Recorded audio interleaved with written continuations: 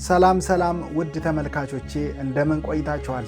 እንግዲህ በዛሬው የቪዲዮ ክፍል ላይ በተለይም የ12ኛ ክፍል የናሽናል ኤግዛሚኔሽን ተፈታኞችን የሚጠቅም አንዳንድ ሐሳቦችን አነሳለሁ ማለት ነው።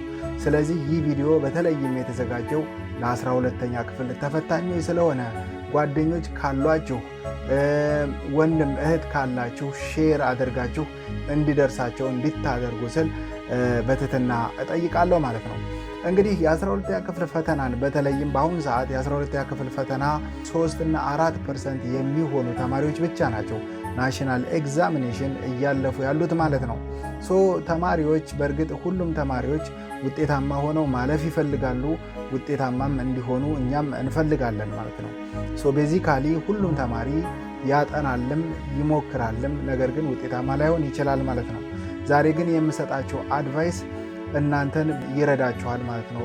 እንግዲህ አሁን ላይ ያው ጊዜውም እየተቃረበ ስለሆነ በተቻለ መጠን ፈተና የሚወጣባቸውን ዩኒቶች ማዳረስ መሞከር ያስፈልጋል ማለት ነው። እያንዳንዱ ዩኒት ላይ ያሉትን ኮንሰፕቶች በተቻለ መጠን መረዳት ይኖርባቸዋል ማለት ነው። ታዲያ ይህን እንዴት ነው የምታደርጉት? አንብባችሁ መረዳት ካልቻላችሁ ጎበዝ ነው የምትሉትን በአቅራቢያችሁ ያውቃል ከኔ ይሻላል የምትሉትን ሰዎች በመጠየቅ ዩኒቱን በቀላሉ መረዳት ትችላላችሁ። ከተረዳችሁት በኋላ ደግሞ አንድ ጊዜ ብታነቡት ይበልጥ ግልጽ ይሆንላችኋል ማለት ነው። ያልገባችሁን ዩኒት ለመረዳት ጊዜ ከምታባክኑ ከኔ ይሻላል ያውቃል የምትሉ ሰው ፈልጋችሁ መረዳት፣ ከዛ ማንበብ። ያልተረዳችሁት ዩኒት ላይ ጥያቄ እንኳን ፕራክቲስ ብታደርጉ ግልጽ አይሆንላችሁም፣ መመለስም አትችሉም ማለት ነው። መጀመሪያ ዩኒቱን ከበር ማድረግና በደንብ መረዳት ያስፈልጋል። ዩኒቱን ከበር ታደርጋላችሁ፣ ትረዳላችሁ። ሰው ካስረዳችሁ በኋላ ጠቅለል አድርጎ ካስረዳችሁ በኋላ ከዛ በኋላ እናንተ ድጋሜ ታነቡታላችሁ፣ ድጋሜ በደንብ አድርጋችሁ ታነቡታላችሁ ማለት ነው። በዚህኛው ንባብ ጊዜ በደንብ ትረዱታላችሁ፣ በፍጥነት ዩኒቱንም ትጨርሳላችሁ ማለት ነው። ይህ አንደኛው ነው።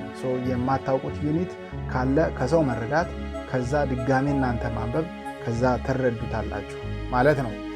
ቀጣይ እንግዲህ ወደ ጥያቄ ነው። ጥያቄ ፕራክቲስ ማድረግ ነው። ፈተናን መስራት የሚቻለው ጥያቄን ፕራክቲስ በማድረግ ነው። ጥያቄን ፕራክቲስ ስታደርጉ የጥያቄዎችን ኔቸር ታውቃላችሁ ማለት ነው። ብዙ አይነት ጥያቄዎች አሉ። ለምሳሌ ቬክተር ላይ ብንሄድ ቬክተር ላይ የተለያዩ አይነት ጥያቄዎች ይመጣሉ ማለት ነው።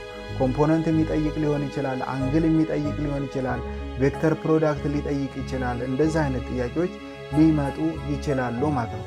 ኤሌክትሪክሲቲ ወይም ኤሌክትሮስታቲክ ላይ ብንመጣ ቻርጆች የሚፈጥሩትን ኢፌክት ሊጠይቅ ይችላል።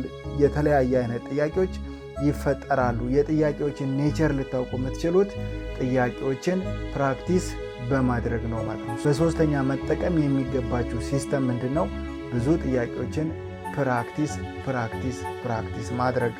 ያልገባችሁትን ጥያቄ አሁንም ዝም ብላችሁ መሄድ ሳይሆን ጓደኛችሁን መጠየቅ ያስፈልጋል ማለት ነው። የራሳችሁን ጓደኞች የምታውቁትን ሰው በመጠየቅ ብዙ ታተርፋላችሁ ማለት ነው። ዝም ብላችሁ መፍለጥ ብቻ አይደለም ማለት ነው። ሌላኛው እንግዲህ ጥያቄ መገመት ያስፈልጋል። ሁሉንም ዩኒት ላይ እኩል ኮንሰንትሬሽን መውሰድ አያስፈልግም ማለት ነው። ጥያቄ ንባብም ለምሳሌ እዚህ ጋር አሁን የ11ኛ ክፍል ፊዚክስ መጽሐፍ አጠገቤ አለ እና እዚህ ጋር ስገባ እንደው ጀስት እንደ ምሳሌ ነው። ይሄ ላይሆንም ሊሆንም ይችላል። ግን ለምሳሌ ዩኒት 1 ፊዚክስ ኤንድ ሂውማኒቲ ሶሻይቲ ይላል። ይሄ እንግዲህ አይታችሁት ከሆነ አብዛኛው ጀስት ታሪክና የፊዚክስ አቺቭመንቶች በሰው ልጆች ህይወት ላይ ያመጣውን ለውጥ ምናምን ነው የሚያስረዳው። ዩኒቱ ቬክተር ነው። ቬክተር ላይ እንግዲህ 2 ወይም 3 ጥያቄ 4 ጥያቄ ብቻ ሊሆን ይችላል የሚወጣው ማለት ነው። ቀደምት ከነበሩ ጥያቄዎች የአምና የካቻምናን ፈተናዎች በማየት የትኛው ዩኒት ላይ በጣም ብዙ ጥያቄ እንደሚወጣ ማየት መገመት ያስፈልጋል ማለት ነው። ብዙ ጥያቄ የሚወጣበትን ዩኒት ምን ታደርጋላችሁ ማለት ነው? ፎከስ አድርጋችሁ በደንብ አድርጋችሁ ታጠናላችሁ ማለት ነው። አሁንም ደግሜ የምነግራችሁ ነገር ቢኖር ግን ያጠናችሁትን ወይ በደንብ መረዳት አለባችሁ በራሳችሁ። ካልተረዳችሁት ግን የምታውቁትን ሰው ጓደኛችሁን መጠየቅ ዘቤስት ሶሉሽን ነው ማለት ነው።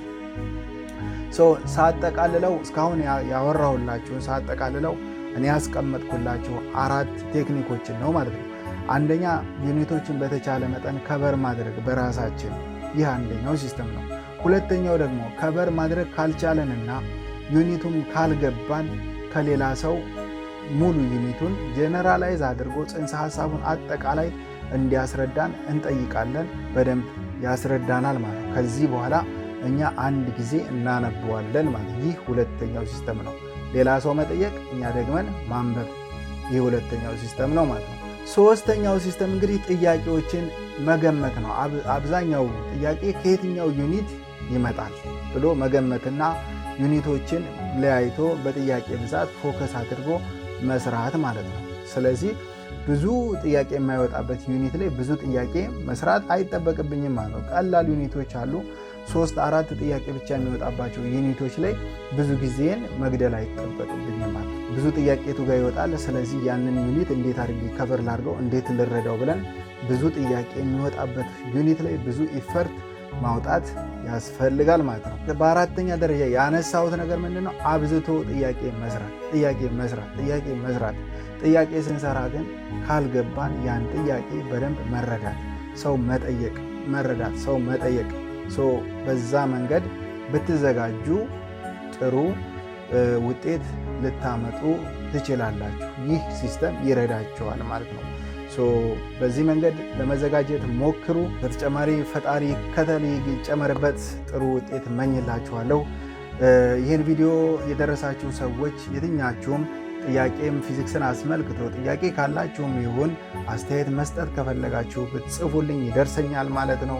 እኔም ለእናንተ ይጠቅማል ብዬ የምችለውን መልስ በቴሌግራም የሚሆን እንዲሁም እዛው ከታች የምታስቀምጡበት ኮመንት ላይ መልስላችኋለሁ ማለት ነው። በርቱ። የምችለውን ነገር እኔም በበኩሌ ልረዳችሁ ዝግጁ ነኝ ማለት ነው። ፈጣሪ ይጨመርበት። ቀጣይ በሌላ ቪዲዮ እስከምንገናኝ ቸር ቆዩ፣ ቸር ሰንብቱ።